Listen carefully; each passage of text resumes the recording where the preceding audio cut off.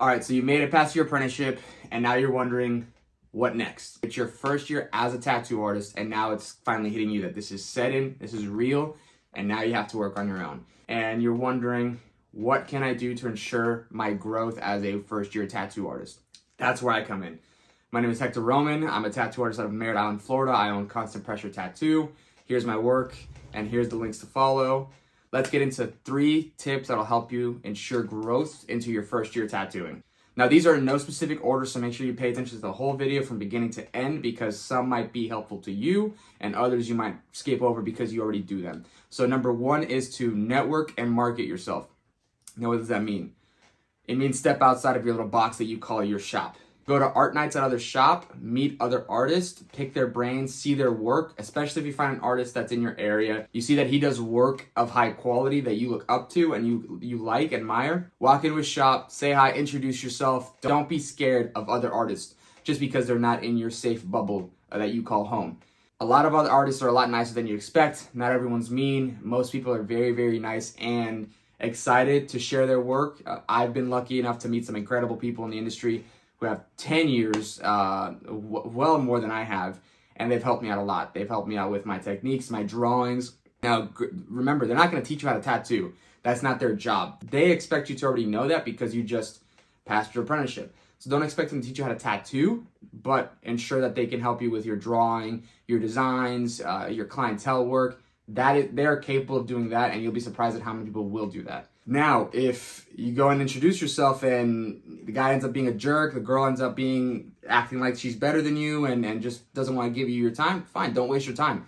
Be happy that they showed you their true selves now, because when you end up getting better and good, they're going to want to come your way and be all nice then. It's unfortunate that there are some people like that in this industry. Everything has to be transactional. They won't give you anything unless there's something they can get in return as far as technique goes, as if it's going to make them any more money. So watch out for those. It's very rare, but you will run into them, unfortunately. Now, the reason why I say network more is just because you're out of your apprenticeship doesn't mean you stop learning. This should be when you kick it into gear. You now know how to learn in the tattoo space and tattoo industry. So put it into gear and learn as much as you can. Buy books, buy references, go do some research, watch documentaries. The internet is a very good friend to a tattoo artist. There are references, there are documentaries on the history of tattooing, and so many things that you can be inspired by to fill your mind with as much knowledge as you can, because you owe it to not only yourself, but the clients coming your way, ensuring that you're going to give them a high quality tattoo. So learn as much as you can. Learn before you earn is something that I've heard, where a lot of times we exit apprenticeships and we go, wow, now we can make the $100 an hour, $150 an hour. And then you see someone, oh my God, I can make $250 an hour. Press the brakes a little bit. I'm not saying sell yourself short, but I'm saying understand and realize what they offer and what you don't. Don't expect to be gaining clients at $250 an hour when you haven't done anything worth $250 an hour. Instead of getting obsessed with dictating what you earn, get obsessed with learning. When you learn, then you end up being able to earn. Once a client sees you and says, wow, he's obsessed, he truly loves this, he's a professional, he wants to learn as much as he can, this is what he's worth, right? He is worth that 150, he's worth that 200, that 250, that 300 an hour, okay? But that doesn't happen until you put the effort in and learn more. Next, after networking, is marketing. So with marketing, you have to post on social media. You have to post on every outlet you can to ensure that you can bring your face to clientele. Now, the good thing is there's already a separate video I've made on this. So click on that, watch it if you want to learn. It's how to market yourself on social media. It's not a class. It's not something you have to pay for. It's free on the internet because I feel like it should be free to you. I wish I knew this before I ended up taking on a bigger clientele, or wondering why I'm not taking on clientele, and that's why I want to put out the content and hope that it helps someone there. So on to the next one. The next one's pretty important. I think it's the most important one, and it's helped me gain a better focus on my work, and it's focus on your work. In translation, what that means is also focus on what you can control. What you can't control is external forces that care about you or have opinions on you. Example is other artists that you are worried about what they think of your work. Stop thinking about those and start thinking about what you can control, meaning you can control your art and how good you get. That means you're going to put effort in, you're going to draw every day, focus on the drawing designs, the paintings, the content you put out, and then forget about the rest.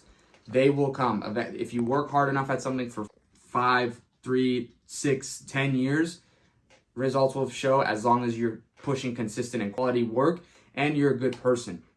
You can't control what someone else thinks of you, so don't try. You can control what you think of you and your work. So put an effort into bettering that aspect of yourself.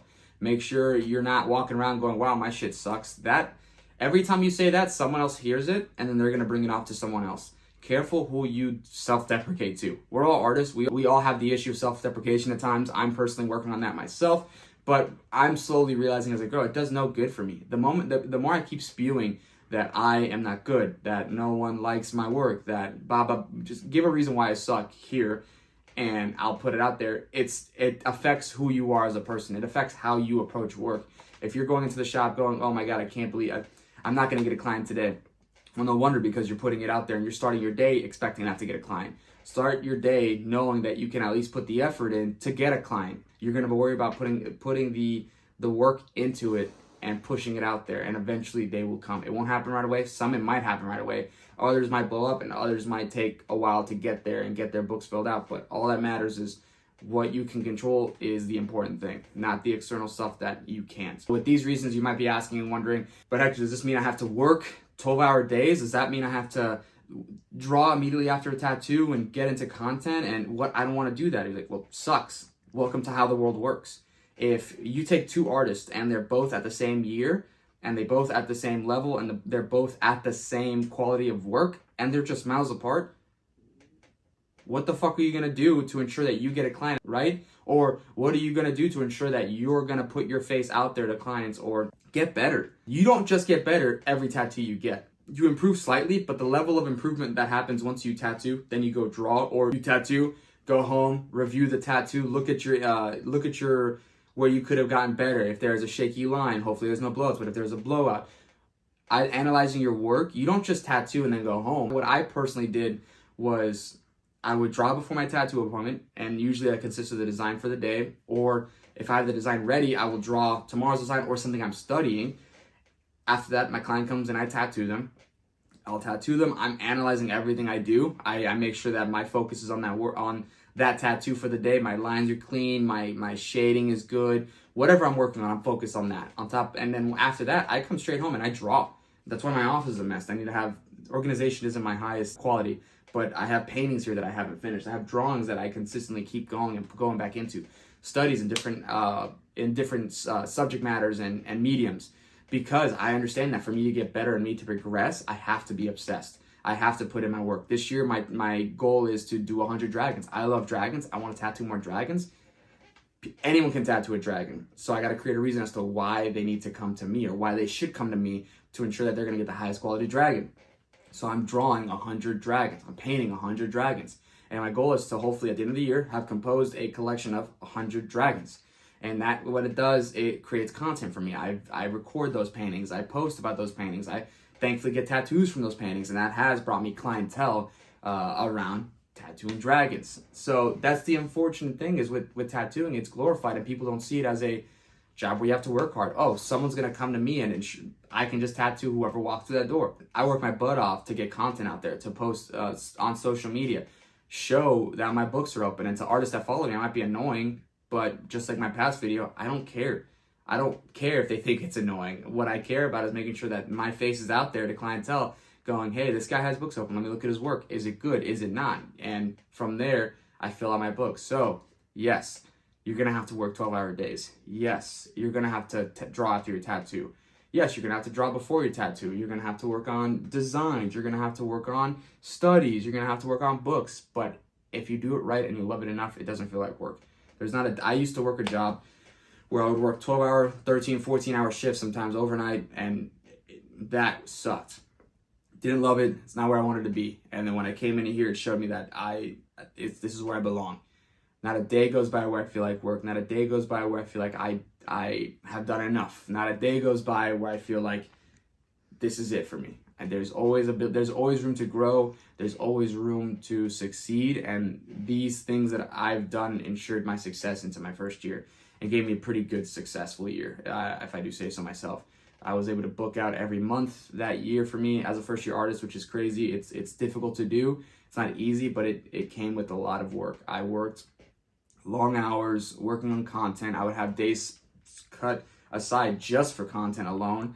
And if you ask anyone in my area, they'll say that my content matches up to to what I put out as far as work ethic. So if you made it this far in the video, it means that you care about your future as a tattoo artist. And if you do, please hit the subscribe button. I'm pushing out videos that hopefully help the community, help the younger artists, ensure some success, and kind of give them a more realistic view of tattooing.